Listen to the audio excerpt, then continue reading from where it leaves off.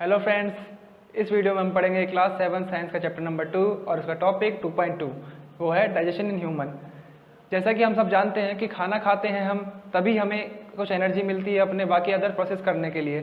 तो जो हम खाना खाते हैं वो पचता कैसे है वो हम इस टॉपिक में पढ़ेंगे। सबसे पहले तो हम खाना खाते हैं थ्रू माउथ। सबसे पहले हम खाना अंदर लेते हैं थ्रू माउथ, फिर उसे डाइजेस्ट करते हैं, फिर उसको जब डाइजेस्ट हो गया तो उसको यूटिलाइज करते हैं। जो डाइजेस्ट हुआ है उसको हम यूटिलाइज मतलब यूज़ करते हैं अपनी बॉडी के अंदर। फिर उसके बाद जो डाइजेस्ट नहीं हुआ है, जो अनडाइजेस्टेड फूड है, उसको हम डिफेकेट कर देते हैं, हम उसे अपनी बॉडी से बाहर निकाल देते हैं। ओके, तो एक होता कैसे है, ये पूरा प्रोसेस एक बहुत बड़े कैनाल, एक रास्ते के जरिए होता है, जिसकी शुरुआत होती है बकल कैविटी से और जो एंड होता है एनस पे। ओके, एनस के जरिए जो है जो अनडाइजेस्टेड फूड है वो बॉडी से बाहर निकाल दिया जाता है। ओके, उसको कहते हैं एक्सक्रीशन। ओके, अब जो ये कैनाल है इसको कहते हैं एलिमेंट्री कैनाल। एलिमेंट्री कैनाल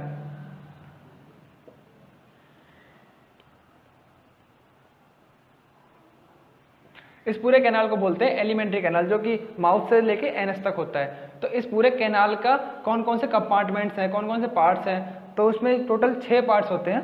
पहला है बकल कैविटी, जैसे मतलब माउथ। फिर है फूड पाइप, जिसको इसोफेगस भी बोलते हैं, माउथ के जस्ट बाद फूड पाइप आता है। उसके बाद आता है स्टोमक, स्टोमक मतलब हमारा पेट। ओके, फिर आता है स्मॉल इंटेस्टाइन, छोटी आंत हमारी। फिर स्मॉल इंटेस्टाइन से जाता है लार्ज इंटेस्टाइन पे फूड, जो कि खत्म होता है रेक्टम पे। ओके, लार्ज इंटेस्टाइन से रेक्टम, और रेक्टम के बाद आता है एनस। एनस होता है सबसे last point of our alimentary canal, जहाँ से ये जो अनडाइजेस्टेड फूड है उसको बाहर निकाल दिया जाता है। बाकी जो डाइजेशन होता है वो इधर इन जो ये अपर 5 पार्ट्स हैं इनमें डाइजेशन होता है। तो फ्रेंड्स, जो ये एलिमेंट्री कैनाल के जो 6 पार्ट्स हैं इनके बारे में हम डिटेल में पढ़ेंगे। जैसा कि हम इस डायग्राम में देख सकते हैं, एलिमेंट्री कैनाल स्टार्ट होता है बकल कैविटी से और ख़त्म होता है एनस पे। तो इसमें टोटल मिला के 11 बॉडी पार्ट्स होते हैं। तो पहला कस क्या होता है, पहला होता है बकल कैविटी, जहाँ से हम खाना खाते हैं। फिर सैलिवरी ग्लैंड्स आता है, फिर थर्ड आता है इसोफेगस, फोर्थ आता है स्टोमक, यहाँ पे खाना जाता है। स्टोमक के बाद खाना जाता है स्मॉल इंटेस्टाइन में। फिर इसमें जो लीवर है और गॉल ब्लैडर है ये अपने डाइजेस्टिव जूस छोड़ते हैं स्टोमक के अंदर। पैंक्रियाज खाने पे अपना पैंक्रियाटिक जूस छोड़ते हैं, उसके बाद खाना जाता है स्मॉल इंटेस्टाइन में। यहाँ से गया, ऐसे गया और ये गया स्मॉल इंटेस्टाइन में। अब स्मॉल इंटेस्टाइन में जाने के बाद खाना जाता है लार्ज इंटेस्टाइन में। Pancreas, small intestine, large intestine. फिर उसके बाद जब लार्ज इंटेस्टाइन में हो जाता है तो ऐसे घूमते घूमते घूमते घूमते जाते जाते फिर ये रेक्टम में आता है। रेक्टम में आने के बाद रेक्टम में वही खाना आता है जो अनडाइजेस्टेड होता है। ओके, अब रेक्टम में आ गया, वहाँ स्टोर हो गया। उसके बाद एनस के थ्रू ये बाहर चला जाता है, जो कि अनडाइजेस्टेड फूड है।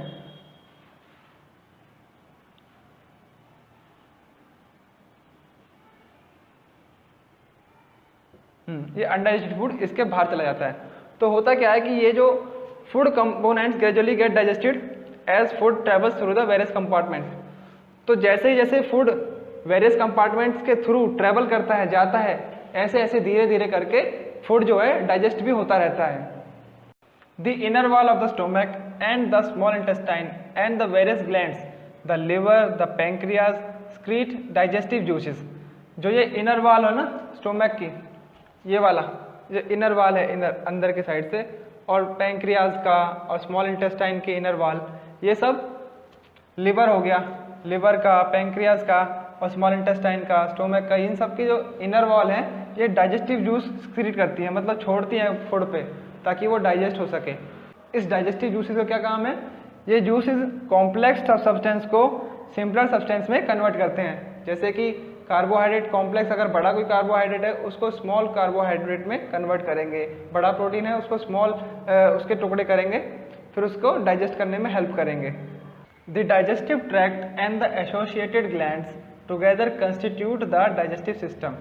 मतलब ये पूरा जो डाइजेस्टिव ट्रैक्ट और एलिमेंट्री कैनाल है, बक्कल कैविटी से लेके एनस तक जितना भी डाइजेस्टिव ट्रैक्ट है, और इसके साथ जो associated glands like salivary glands हो गया, गॉल ब्लैडर हो गया, लिवर, पैंक्रियाज, ये जो ग्लैंड्स हैं, okay।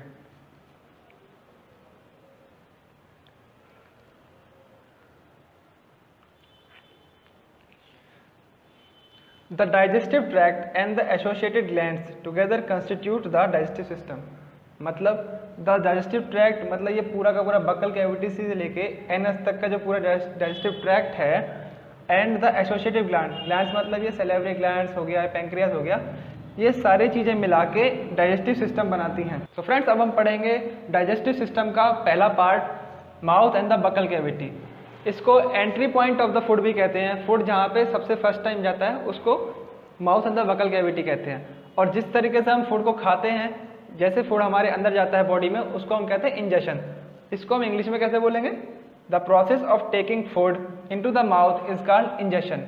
ओके, सो हम जब माउथ के अंदर ना कई तरीके के दांत होते हैं, टीथ होते हैं, सबके सब अलग दिखते हैं और उनका अलग अलग फंक्शन होता है। किसी का फंक्शन होता है च्यूइंग, चबाना, किसी का होता है टीयरिंग, तोड़ना, किसी का होता है कटिंग, काटना। ओके, सो ये जो अलग अलग दांत हैं ये अलग अलग कैटेगरी में डिवाइडेड हैं। तो इनकी 4 कैटेगरीज हैं।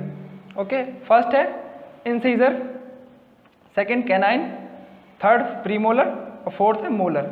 ओके, इंसीजर कितने होते हैं? एक्चुअली हमारे जो लोअर जॉ है उसकी फोटो मैंने यहाँ बनाई है, उसकी इमेज बनाई है। सो लोअर जॉ के अंदर 2 इंसीजर होते हैं। 2 इंसीजर, जॉ मतलब होता है जबड़ा। ओके, एक जबड़ा यहाँ लोअर और एक अपर वाला। ओके, हमारे पास 2 होते हैं और हर जॉ में 16 टीथ होते हैं। एक अडल्ट ह्यूमन के देखें तो उसमें 16 टीथ होते हैं। सो लोअर जॉ में 2 इंसीजर होते हैं, 4 कैनाइन होते हैं, 4 प्रीमोलर होते हैं और 6 मोलर होते हैं। वो हम इस डायग्राम में कैसे देखेंगे? सामने वाले जो हैं वो इंसीजर्स हैं, ये सामने वाले जो 2 हैं। फिर इसके बाद जो इधर 2 और इनके इधर 2, ये हो गए कैनाइन्स। ओके, अब जो ये बचे हैं उनके अगले जो 2 हैं वो हो गए प्रीमोलर्स। अब जो आखिरी के जो 3 बचे हैं, इधर 3 और इधर 3, उन्हें बोलते हैं मोलर्स। तो इन सब का फंक्शन अलग अलग होता है। ओके, सो अब टोटल कितने हो गए? 2 4 4 6 16 टोटल हो गए 16। और 16 का सिर्फ एक लोअर जॉ में है, अपर में मिला के कितने होंगे? इंटू 2 कर दीजिए, हो गए 32। तो हमारे पास हो गए 32 टीथ इन एन अडल्ट। एक बड़े आदमी और इंसान के अंदर, बड़े ह्यूमन के अंदर 32 टीथ्स होते हैं। तो ये टीथ क्या होते हैं? Each teeth is rooted in a separated socket in the gums. Her teeth ना अपने गम्स मतलब मसूड़े, जो मसूड़े होते हैं उनके अंदर रूटेड होते हैं। हर टीथ की जड़ मसूड़े के अंदर होती है, फिट होती है। सो इसलिए वो इतने स्ट्रांग होते हैं। मसूड़े अगर स्ट्रांग होंगे तो टीथ भी स्ट्रांग होंगे। ये तो हो गए स्ट्रक्चर और अपीयरेंस के बेसिस पे 4 type of teeths in our mouth. लेकिन वक्त के साथ, जैसे कि टाइम के साथ, जब हम पैदा होते हैं और हम बड़े होते हैं, तब हमारे मुंह के अंदर कैसे दांत होते हैं? वो होते हैं 2 तरीके के। पहला होता है मिल्क टीथ और दूसरा होता है परमानेंट टीथ। ओके, तो मिल्क टीथ जो होते हैं जब हम छोटे बच्चे होते हैं और जब हम बढ़ते हैं, जब उस वक्त जो हमारे दांत आते हैं उन्हें मिल्क टीथ बोलते हैं, दूध के दांत बोलते हैं उन्हें। तो ये जो टीथ होते हैं ये 6 से 8 साल की उम्र तक टूट जाते हैं। हमारे ये जो मिल्क टीथ होते हैं ज़्यादा दिन तक नहीं चलते, ये टूट जाते हैं। फिर उसके बाद आते हैं परमानेंट टीथ्स। ये जो परमानेंट टीथ हैं ये या तो पूरी ज़िंदगी भर चलेंगे या आगे जाके सड़ के टूट जाते हैं या ख़राब हो जाते हैं। तो फ्रेंड्स अब देखते हैं कि ये जो 4 टाइप ऑफ टीथ हमने पढ़े थे इनका क्या क्या फंक्शन है। फर्स्ट है इंसीजर। इनका क्या काम होता है? इनका काम होता है कटिंग एंड बाइटिंग। ये काटने और ये में काम आते हैं, ठीक है। दूसरा है कैनाइन। कैनाइन का क्या काम होता है? ये पियर्सिंग एंड टीयरिंग, ये मतलब एकदम फाड़ने में काम आते हैं। कुछ खा रहे हो, हार्ड हो, उसे से खींच के तोड़ने में ये हेल्प करते हैं। फिर आते हैं प्रीमोलर एंड मोलर। इन दोनों का काम होता है च्यूइंग, चबाना, और ग्राइंडिंग और मिक्सिंग करना। हम जब कुछ चबा खाते हैं तो हम इनकी हेल्प लेते हैं, प्रीमोलर और मोलर की। तो फ्रेंड्स अब हम पढ़ेंगे व्हाट इज टूथ डिके, मतलब दांतों का सड़ना, और ये क्यों सड़ते हैं, क्या खाने से सड़ते हैं, और इसको हम रोक कैसे सकते हैं। ओके, तो पहले तो हम देख लें कि टूथ डिके होता क्या है। मतलब टूथ डिके का मतलब है दांतों का सड़ना। ये सड़ते क्यों हैं? जब हमारे मुंह के अंदर कुछ खाना बच जाता है, हमारे दांतों के बीच में फंस जाता है, या हम खाना खाने के बाद कुल्ला नहीं करते हैं तो मुंह के कहीं ना कहीं किसी कोने में कुछ खाना रह जाता है, तब ये सड़ान शुरू होती है। तो होता क्या है कि हमारे मुंह के अंदर काफ़ी बैक्टीरिया प्रेजेंट रहते हैं, लेकिन आमतौर पे वो कुछ करते नहीं हैं, वो बस प्रेजेंट है। लेकिन अगर उन्हें कुछ खाना मिल जाता है मुंह के अंदर तो वो उसे पचाना शुरू करते हैं, उसे खाना शुरू करते हैं। तो जब वो उसे खाते हैं तो कुछ एसिड बनाते हैं। तो जो एसिड है वो हमारे टूथ को डीके करता है। तो हम कैसे देखेंगे, the bacterias in our mouth secrete acids. ये जो बैक्टीरिया है जब इन्हें खाना मिलता है तब ये स्क्रीट एसिड छोड़ते हैं हमारे माउथ के अंदर। सो वो एसिड क्या करता है, वो डैमेज द टीथ, वो हमारे टीथ को डैमेज करता है। ओके, अब जैसे डैमेज करता है तो टाइम टू टाइम वो डीके होने लग जाता है, the tooth start decaying, tooth decay. जब टूथ डिके होगा तो हमें टूथ एक भी होगा। टूथ एक मतलब पेन इन टीथ, दांत में दर्द होगा। दांत में दर्द होगा तो क्या कर सकते हैं, हम डॉक्टर के पास जाएंगे। तो हमें ऐसा भी हो सकता है कि हमें वो दांत निकलवाना पड़े, तो लॉस ऑफ टीथ भी हो सकता है, इसमें हम दांत को खो भी सकते हैं अपना। तो इस पूरे टूथ डिके का मेन कल्प्रेट कौन होते हैं, जो जिसके वजह से ये टूथ डिके होता है, वो होते हैं स्वीट कैंडीज, मतलब शुगर वाली चीज़ें। जैसे कि चॉकलेट खाते हैं तो दांत सड़ जाते हैं, स्वीट खाते हैं तो दांत सड़ जाते हैं, कोल्ड ड्रिंक्स हम पीते हैं तो दांत सड़ते हैं। और कोई भी ऐसी चीज़ जो शुगर से बनी हो, अगर वो चीज़ हमारे दांतों के बीच में रह गई तो वो हमारे दांतों को डीके कर देगी। ओके, अब हम इसे रोकेंगे कैसे। रोकने के कई तरीके हैं। पहला है कि brushing the teeth 2 times a day. अगर हम खाना खाने के बाद या दिन में 2 बार ब्रश करेंगे अपने दांतों को, तब हम इस चीज़ से बच सकते हैं। ओके, या दूसरा तरीका है rinse the mouth after every meal. हर बार जब आप खाना खाते हैं तो कुल्ला कर लें, उसके बाद खाना खाने के जस्ट बाद आपको कुल्ला करना हो चाहिए, उससे आप बच सकते हैं टूथ डिके से। फिर should not put dirty fingers और अनवॉश्ड ऑब्जेक्ट इन माउथ। कभी भी अपने मुंह के अंदर गंदी उंगलियां और नाखून नहीं चबाएं, गंदी उंगलियां ना डालें। और कोई भी ऐसी ऑब्जेक्ट जो कि अनवॉश्ड है, जो धुली ना हो, उसको अपने मुंह के अंदर ना डालें। उससे जो है कीटाणु आ जाएंगे और आपका दूध डिके हो जाएगा। तो इसलिए ये तीनों चीज़ अगर आप फॉलो करेंगे तो आप टूथ डिके से बच सकते हैं।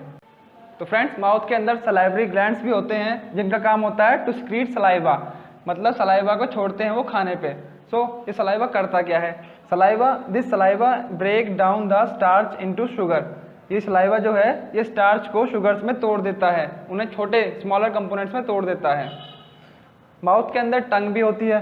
टंग क्या होती है, tongue is a fleshy muscular organ attach to back of the floor of buccal cavity. Tongue जो है एक मस्कुलर ऑर्गन है जो कि बकल कैविटी के एंड में फ्लोर पे अटैच होती है। ओके, ये जो टंग है ये एकदम फ्रीली फ्लोट करती है और इसका मेन फंक्शन क्या होता है, it mix saliva with food during chewing and help in swallowing the food. ये मिक्स करती है सलाइवा को फूड के साथ जब हम चबाते हैं उसे, ड्यूरिंग च्यूइंग ये सलाइवा को उसके साथ मिक्स करती है ताकि वो अच्छे से डाइजेस्ट हो सके। फिर help in swallowing the food, और फिर ये जो टंग है ये उस जो मिक्स्ड अप जो खाना है सलाइवा के साथ उसको निगलने में हेल्प करती है हमारी बॉडी में। तो फ्रेंड्स, टंग का एक और काम होता है, उसे कहते हैं टेस्टिंग ऑफ द फूड, मतलब हमें फूड का क्या स्वाद है वो हमें टंग बताती है। तो it also helps in testing the food. Okay, तो 4 टाइप के टेस्ट होते हैं फूड के, स्वीट, साल्टी, सोर एंड बिटर, मतलब मीठा, नमकीन, खट्टा और कड़वा। ये 4 तरह के टेस्ट होते हैं। तो ये टेस्ट जो है ये हमारी टंग कैसे बताती है, एक्चुअली टंग के ऊपर कुछ टेस्ट बर्ड्स प्रेजेंट होते हैं जो कि इन टेस्ट को डिटेक्ट करते हैं, इनका पता लगाते हैं कि किस खाने में क्या टेस्ट है। तो वो टेस्ट बर्ड कहाँ प्रेजेंट होते हैं, आप इस फिगर में देखिए, इधर आप देख सकते हैं कि ये टंग का डायग्राम है। तो टंग के सबसे आगे जो टिप है उधर होते हैं स्वीट के टेस्ट बर्ड, मीठे खाने के टेस्ट बर्ड। उसके जस्ट पीछे होता है साल्टी, नमकीन के टेस्ट बर्ड। ओके, उसके पीछे होता है सोर मतलब खट्टे चीज़ों के टेस्ट बर्ड्स।